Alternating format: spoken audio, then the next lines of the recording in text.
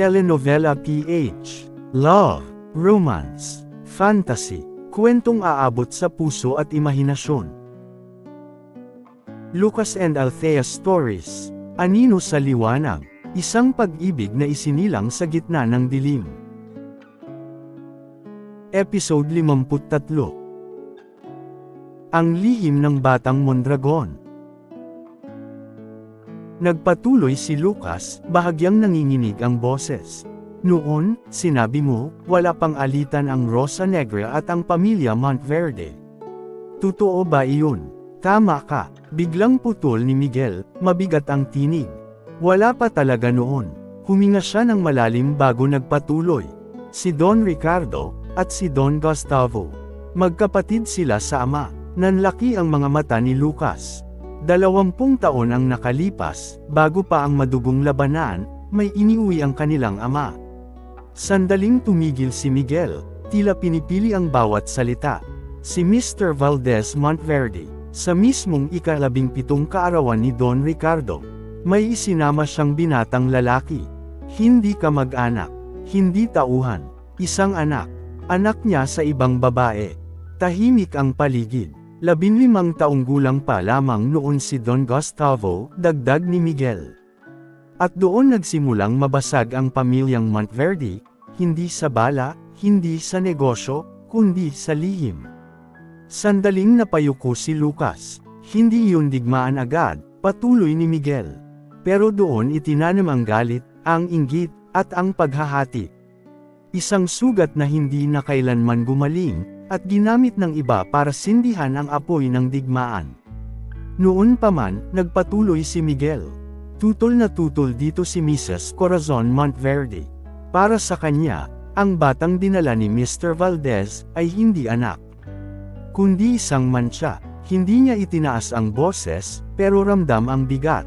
Hindi naging maganda ang pakikitungo niya kay Don Gustavo. Malamig, mapanakit. Lumaki si Gustavo sa loob ng mansyon na parang bisita. Palaging pinaalalahanan na hindi siya tunay na kabilang. Sandaling tumigil si Miguel. Pero si Don Ricardo, siya ang naging kabaligtaran. Kahit mas matanda, itinuring niya si Gustavo bilang kapatid. Ipinagtanggol niya ito kapag pinapagalitan.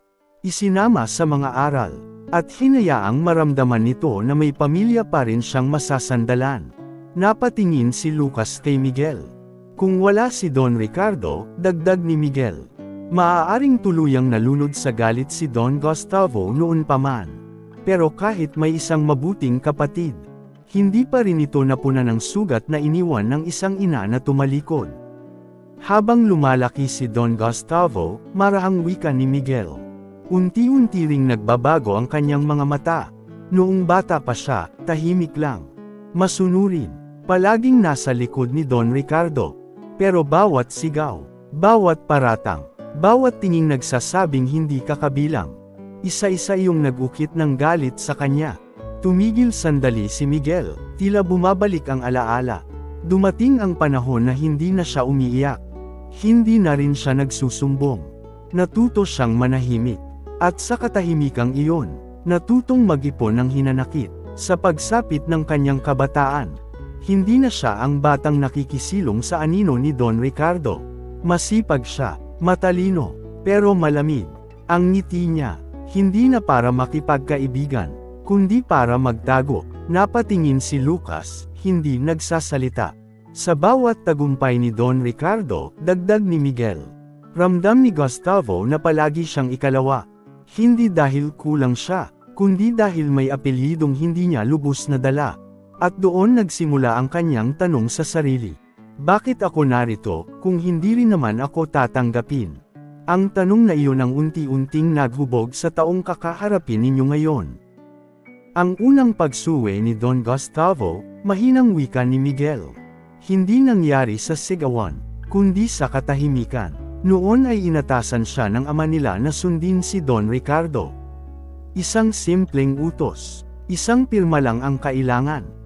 Pero sa unang pagkakataon, hindi siya kumilos, hindi siya tumanggi, hindi rin siya nagreklamo, hindi lang siya sumunod. Napatingin si Lucas, nakaupo lang siya roon, pagpapatuloy ni Miguel. Nakayuko, hawak ang dokumentong magbibigay muli ng bentaha kay Don Ricardo. At sa halip na pirmahan, isinara niya ang folder. Tinanong siya ng ama nila kung bakit. Sandaling natahimik si Don Gustavo, saka bumulong. Hanggang kailan po ako magiging anino? Walang galit sa boses niya. Walang sigaw. Pero doon unang narinig ng lahat ang tinig ni Don Gustavo. Hindi siya pinarusahan. Hindi rin siya pinakinggan. Ngunit mula noon, dagdag ni Miguel. Hindi na siya basta sumusunod. Sa araw na iyon, hindi lang utos ang sinuwi niya, kundi ang papel na itinakda sa kanya bilang pangalawa. Pagkatapos ng unang pagsuwi ni Don Gustavo, hindi siya pinarusahan. At iyon ang mas masakit. Walang sigaw, walang palo, walang paratang. Sa halip, mas lalo siyang naging hindi nakikita. Mas kaunti ang ipinagkakatiwala sa kanya. Mas madalas siyang hindi isinasama. Mas malinaw na ipinaparamdam na ang kanyang pagsuwi ay isang pagkakamaling hindi dapat ulitin. Si Mrs. Corazon ay hindi nagsalita. Ngunit sa bawat tingin niya, malinaw ang mensahe. Alam ko ang ginawa mo. Si Don Ricardo ay nagtanong minsan, kung bakit tila mas tahimik si Gustavo. Ngumiti lang siya, isang ngiting walang sagot. Doon niya unang natutunan ang isa pang aral. Ang pagsuwi ay may kapalit. Hindi laging galit, kundi paglayo. Hindi na siya basta batang sumusubok. Unti-unti na siyang nagiging batang natutong pumili ng sarili niyang landas. Lumaki si Don Gustavo na alam niyang iba siya sa Monteverde. Hindi dahil may nagsabi, kundi dahil ramdam niya. Pagkatapos ng unang maliit na pagsuwi, may dumating na pagkakataon. Isang sitwasyon na hindi niya pwedeng ipakita sa sinuman. May isang utos mula sa kanyang ina at sa pamilya. Huwag tulungan ang isang tauhan mula sa labas. Huwag magsalita sa sinuman tungkol sa nakitang nangyari sa labas ng mansyon. Ngunit nakita niya ang isang batang tauhan, duguan, nanghihina, halos mawalan ng pag-asa. Nakita niya ang takot sa mga mata nito, at naramdaman ang pagiging biktima. Sa loob ng sarili, may isang tinig na nagsabi, kung hindi ako kikilos, sino pa? Tahimik na lumabas si Don Gustavo sa eksena. Walang nagsabing, ano ang ginagawa mo? Walang samalo, walang pamuna, at sa isang lihim na galaw, ginawa niya ang tama sa tingin niya. Tinulungan ang bata, pinrotektahan siya, hindi ipinaalam sa Monteverde, hindi yun simpleng aksyon. Iyon ang unang desisyon na hindi na maliit. Isang hakbang na magtatakda ng kanyang landas. Hindi na siya bata na sumusunod lang. Ngayon, natutunan niyang may kapangyarihan siya sa kanyang sariling desisyon. Hindi pa sumasali si Don Gustavo sa Rosa Negra. Ngunit may mga mata na nakaantebe sa kanya. Tahimik at lihim, ilang miyembro ng Rosa Negra ang dumaan sa mansyon. Hindi para sumagupa. Hindi para magbanta, kundi para obserbahan ang batang may ibang dugo, ibang ngiti, ibang paninindigan.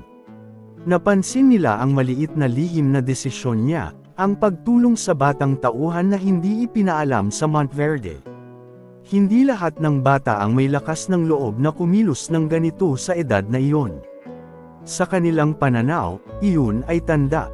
May prinsipyo, may galaw kahit walang humihikayat. Maaari siyang maging leader balang araw. Ngunit wala silang nagmadaling lapitan. Nagmasid lang sila, sinuri ang bawat kilos, bawat titig, bawat katahimikan. At doon nagsimulang mabuo ang isang koneksyon, hindi pa formal, hindi pa alok. Ngunit ang Rosa Negra ay nakakita ng potensyal, at alam nila. Ang batang ito ay maaaring magbago ng landas ng kilusan. Hindi basta-basta, ngunit maaasahan sa hinaharap. Sa mata ni Don Gustavo, wala siyang alam. Isa lang siyang bata na tahimik, nakikipamuhay sa loob ng mansyon. Ngunit sa mga mata ng Rosa Negra, siya ay simula pa lamang ng isang kwento. Lumipas ang ilang buwan matapos ang unang lihim na desisyon ni Don Gustavo. Isang gabi, tahimik na lumapit sa kanya ang dalawang miyembro ng Rosa Negra. Hindi sila pumasok sa mansyon nang walang pahintulot. Hindi rin nila ginamit ang puwersa. Sa dilim ng hardin, sa lilam ng mga puno, tahimik silang nag-abang. Isa sa kanila ang nagsalita, mababa at mahinahon. Alam naming ano ang ginawa mo, ang maliit na lihim na desisyon mo. Ngunit hindi ito papuri, ito ay pagsubok. Hindi kami nandito para parusahan ka. Kami ay narito para mag-alok ng isang pagkakataon. Isang daan na maaari mong piliin kung nais mo o hindi. Nagulat si Don Gustavo. Hindi niya alam kung paano sasagutin, hindi niya alam kung ano ang ibig sabihin ng Rosa Negra. Bakit ako? Bakit ngayon? Tanong niya sa sarili. Mabagal nang umiti ang isa sa kanila, parang may alam na lihim. Dahil sa ginawa mo para sa inosente, dahil may prinsipyo ka. Kaya kami naniniwala, maaaring may puwersa ka para sa amin balang araw. Tahimik na lumapit ang isa pa. Hindi ka pa kasapi, ngunit kung pipiliin mo, maaaring maging bahagi ka ng bagay na mas malaki sa iyo. Isang kilusan na hindi lang para sa galit, kundi para sa hustisya. Si Don Gustavo, sa murang edad, nalilito, natatakot, ngunit may kakaibang kilati sa dibdib. Hindi ito sigurado, pero naramdaman niyang may tawag sa kanya. Hindi niya sinabi ang oo o hindi. Tumango lang siya ng bahagya, tahimik. At sa sandaling iyon, nag-umpisa ang isang banayad na ugnayan sa pagitan niya at ng Rosa Negra. Hindi pa formal, hindi pa opisyal, ngunit naroon na ang simula. Pagkalipas ng ilang linggo matapos ang unang lapit ng Rosa Negra, may dumating na maliit na misyon kay Don Gustavo. Hindi ito labanan, hindi ito panganib sa buhay, ngunit isang bagay na susubok sa prinsipyo at disiplina niya. Ang utos, obserbahan ang galaw ng isang pangkat ng Monteverde na may kaugnayan sa teritoryo. Walang armas, walang direktang paghabol, walang pakikialam. Para kay Don Gustavo, tila laro ng mata at talino. Ngunit sa likod ng larong iyon, may nakatago, isang maliit na sulyap ng galit at tensyon sa pagitan ng Monteverde at Rosa Negra. Habang sinusundan niya ang pangkat, napansin niyang may pagkakaiba sa impormasyon na natatanggap ng Monteverde at ng Rosa Negra. May lihim na nagtatago sa bawat kilos ng Monteverde. Tahimik siyang nagmasid, nakatago sa lilam. Ngunit bawat kilos, bawat galaw, buhay na buhay sa kanyang isip. Dito niya unang naramdaman ang kaibang kapangyarihan. Hindi mula sa lakas, hindi mula sa armas, kundi mula sa kaalaman, obserbasyon, at pagiging maingat. Sa murang edad, natutunan ni Don Gustavo, may kapangyarihan ako sa pamamagitan ng pagtingin at pag-intindi bago kumilos. Sa pagtatapos ng misyon, bumalik siya sa hardin ng Rosa Negra. Tahimik na nakatayo, walang nagtanong, walang pamuna. Ngunit alam niya sa sarili, nagsimula na siyang maging higit pa sa batang tahimik. Isang batang natutong pumili, matuto, at umunawa. Hindi na ito obserbasyon, hindi na ito lihim sa dilim. Sa unang pagkakataon, hinarap ni Don Gustavo ang leader ng Rosa Negra. Tahimik ang paligid, ang hangin ay tila may bigat ng pangako at panganib. Tahimik siyang nakatayo, at naramdaman ang mga matang sumusukat sa kanya.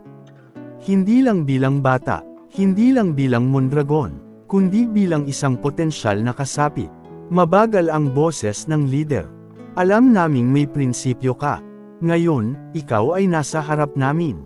May pagkakataon kang pumili, maging bahagi ng Rosa Negra, o manatiling tahimik sa loob ng Monteverde. Tahimik si Don Gustavo. Hindi niya alam kung paano sasagutin, hindi dahil natatakot, kundi dahil alam niyang ang desisyon na ito ay magtatakda ng hinaharap niya. Lumapit ang leader ng bahagya, nagpakita ng isang sulyap ng respeto. Hindi mo kailangan ng oo ngayon. Subaybayan mo muna ang galaw, aralin ang mundo, at kung pipiliin mo, alam naming handa ka. Nagulat si Don Gustavo, hindi niya inaasahan ang kabutihang iyon. Dahil sa murang edad, natutunan niyang hindi lahat ng kapangyarihan ay ipinagkakalob. May ilan na iniingatan ka, sinusubok ka, bago ka tanggapin. Ngunit sa loob niya, may kakaibang kilati. Bakit parang narito na ang daan na hinintay ko? Tahimik siyang umalis, dala ang lihim ng ngiti. Hindi pa siya opisyal na kasapi.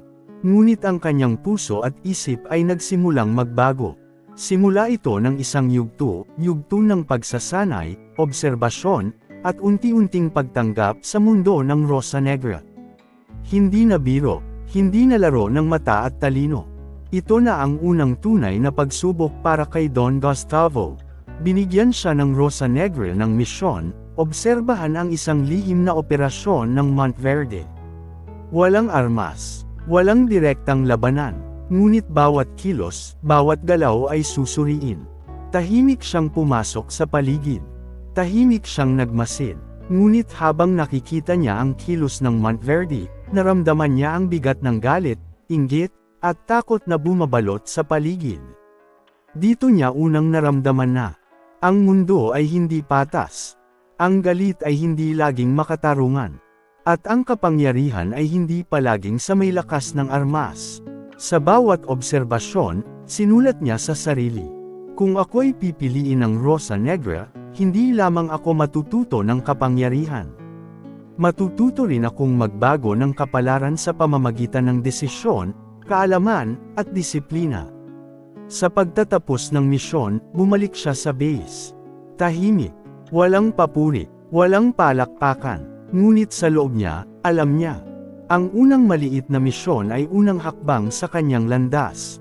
Ito ang simula ng batang Don Gustavo na hindi na basta sumusunod. Ngunit batang natutong mag-obserba, mag-isip, at pumili ng sarili niyang landas. Kung nagustuhan ninyo ang episode 53, huwag kalimutang mag-like, share and subscribe sa channel natin, at pindutin ang notification bell para sa susunod pang mga episode, sa Lucas and Althea Stories, Anino sa Liwanag.